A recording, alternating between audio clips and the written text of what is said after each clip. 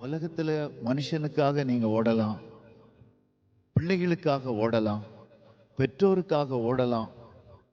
அவைகளுக்கு எந்த பிரயோஜனமும் இல்லை. இருக்கிறது உலகத்துல மற்றவங்க சாட்டிஸ்ஃபை பண்ணலாம்.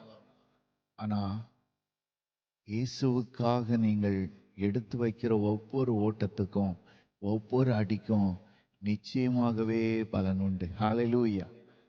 அவருக்காக நீங்க ஓடுகின்ற ஒவ்வொரு ஓட்டத்துக்கும் நிச்சயமாகவே பலன் உண்டு. பரலோகத்தின் கணக்குகள்ல உங்க அக்கவுண்ட்ல ஏறிக்கொண்டே இருக்கும். ஒவ்வொரு நாளும் அவருக்காக நாம் ஓட வேண்டும், ஓட வேண்டும்.